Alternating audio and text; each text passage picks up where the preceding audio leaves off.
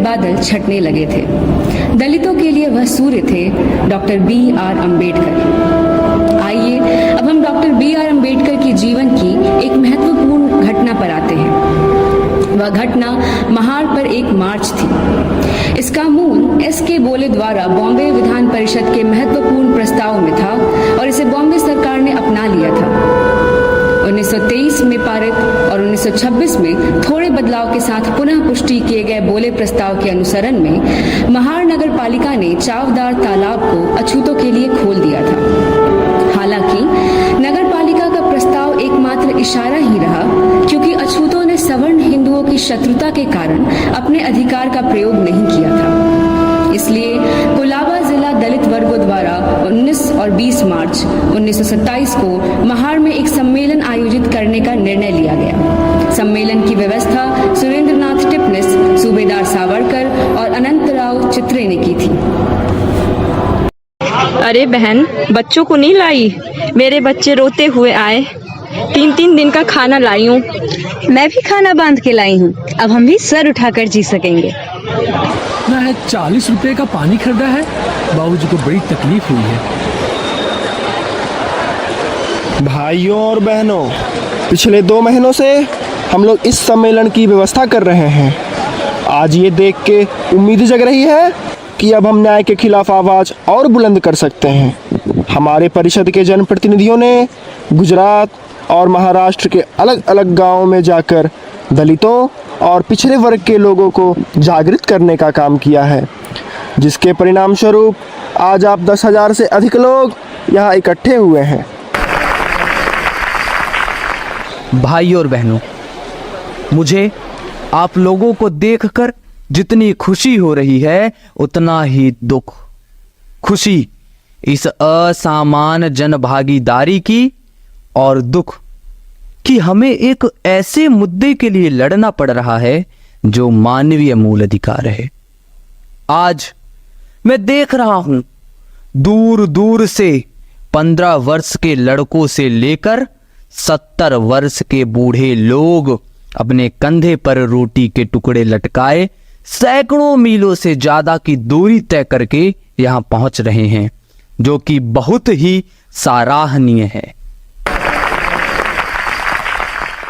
हमारे बीच इस सभा को संबोधित करने के लिए बाबा साहब भीमराव अंबेडकर आए हैं, जो खुद बॉम्बे विधान परिषद के मनोनीत सदस्य हैं। बाबा साहब ने ही जन आंदोलन की शुरुआत कोंकण से करने की सलाह दी थी, क्योंकि ये बॉम्बे लेजिस्लेटिव काउंसिलिंग के बोले प्रस्ताव के अंतर्गत आती है, जो अछूतों को सार्वजनिक जलाशयों से पानी पीने की इजाज़त देता है। अब मैं बाबा साहब से अनुरोध करूँगा कि वो हमारे बीच आएँ और सभा को संबोधित करें।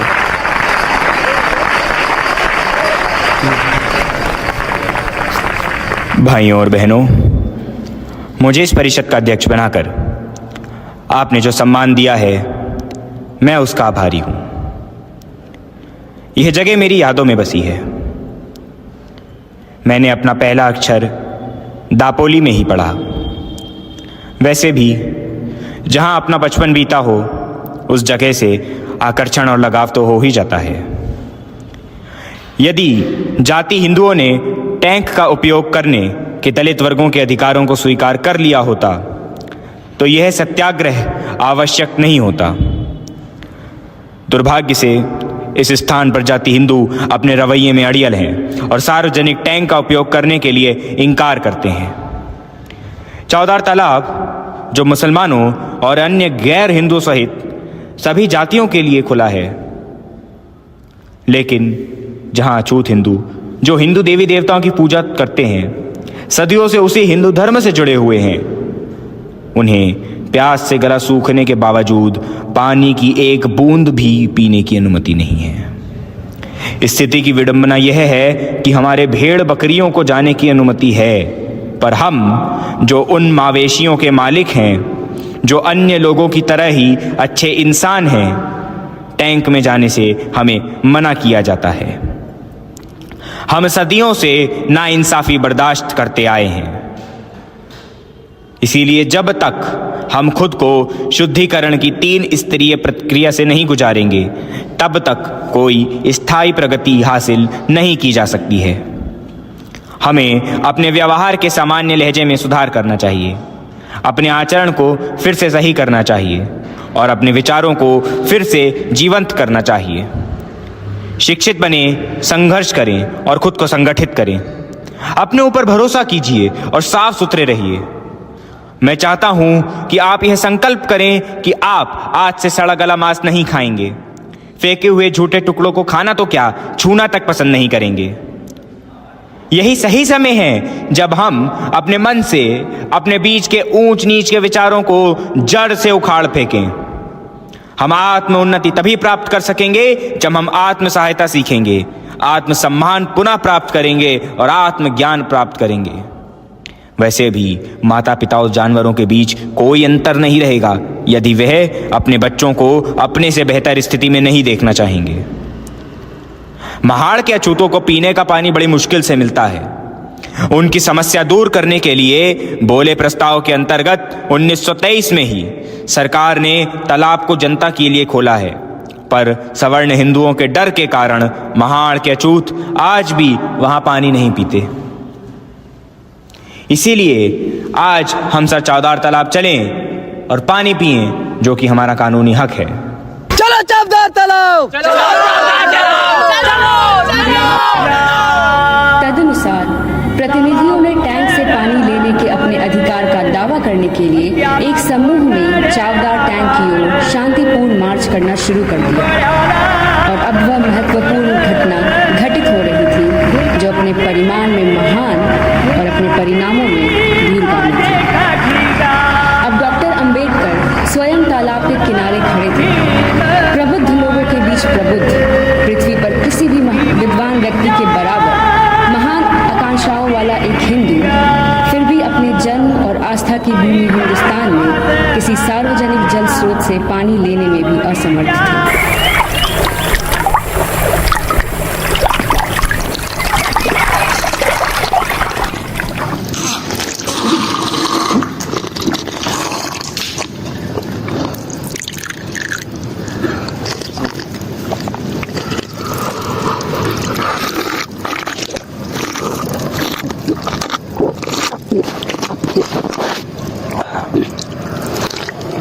डॉक्टर भीमराव अंबेडकर की, डॉक्टर भीमराव अंबेडकर की, डॉक्टर भीमराव अंबेडकर की, डॉक्टर भीमराव अंबेडकर की, डॉक्टर भीमराव अंबेडकर की, डॉक्टर भीमराव अंबेडकर की।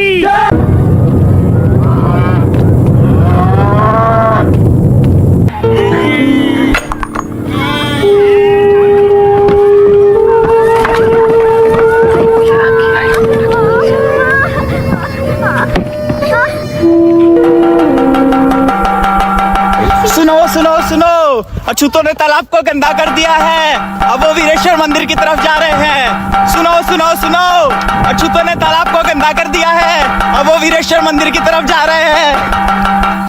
क्या अछूतों ने तालाब का पानी पी लिया? अब ये मंदिर भी जाएंगे? इनकी इतनी मजाल, उनकी इतनी मजाल, पैरों की धूल अब सर चढ़ने लगे हैं। उन्हें उनकी औकात दिखाते हैं, दोबारा आग उठाने की हिम्मत नहीं करेंगे। हाँ, हमें उन्हें यहाँ से भगाना चाहिए। हम नहीं चाहते कि लोग हमारे समुदाय के पानी को प्रदूषित करें। आज पानी पिया है कि कल को हमारे बराबर बैठेंगे, हमारे साथ खाना खाएंगे। पानी सर से ऊपर जा रहा है, हमें उनका उचित स्थान दिखाना ही होगा। जरा सा कानून क्या पढ़ लिया, प्रथाएं बदलने चले हैं। ये पापी लोग दंड के भागी हैं। हाँ, दंड के भागी हैं।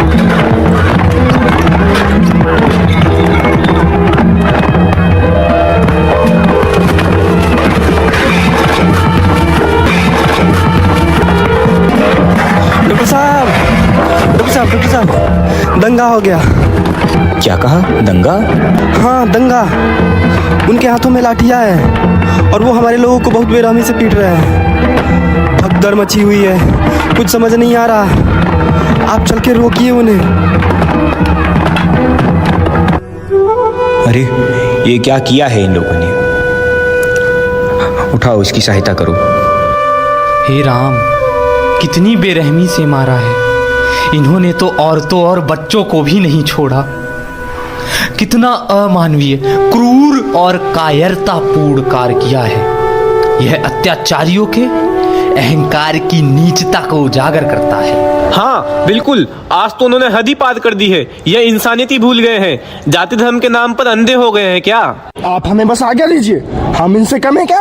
हम भी इनसे बदला लेंगे। ये हमें कमजोर समझते हैं, हम ईंट का जवाब पत्थर से देंगे। शांत हो जाइए आप सभी। मैं विनती करता हूँ आपसे। हम यहाँ अभी तक कानून का पालन करते हुए पहुंचे हैं और मैं और कोई खून खराबा नहीं चाहता। तथा कथित सवर्ण हिंदू पंचम द्वारा सार्वजनिक तालाब का उपयोग करने का कड़ा विरोध करते हैं। इसीलिए नहीं कि उन्हें सचमुच विश्वास है कि यदि महार्य और अन्य लोग तालाब का प्रयोग करते हैं तो पानी खराब हो जाएगा या वाष्पित हो जाएगा, बल्कि इसीलिए कि उन्हें अपनी जाति की श्रेष्ठता खोने और महार के बीच समानता स्थापित होने का डर है। हम इस सत्याग्रह का सहारा इसीलिए नहीं ले रहे हैं कि हमें विश्वास है कि इस विशेष तालाब के पानी में कोई असाधारण गुण है, बल्कि नागरिक और मनुष्य के रूप में हम अपने प्राकृतिक अधिकारों को स्थापित करने के लिए यह कर रहे हैं। हम अपने आंदोलन को यथासंभव शांतिपूर्ण तरीके से ही चलाएंगे। हालांकि अहिंसक रहने का हमारा संकल्प काफी हद तक हमारे विरोधियों के रवैये पर निर्भर करता है, परंतु हमारा आंदोलन फिर भी ताकत और एकजुटता के लिए खड़ा है, समानता, स्वतंत्रता और बंधुत्व के लिए। हम अंधकार युग में रचे गए शास्त्रों और स्मृतियों से नियंत्रित और बंधे रहने से इनकार करते हैं और अपने दावों को न्याय और मानवता पर आधारित करते हैं।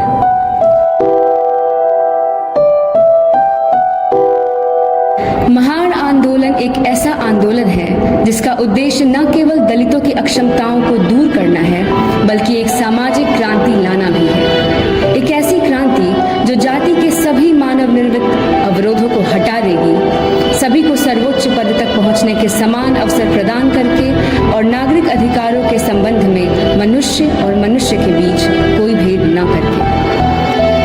महार सत्याग्रह का सवाल पानी नहीं, बल्कि मानवाधिकारों की स्थापना का था। महार सत्याग्रह जाति व्यवस्था से जुड़े निषेधों की समाप्ति का प्रारंभिक खाका रहा।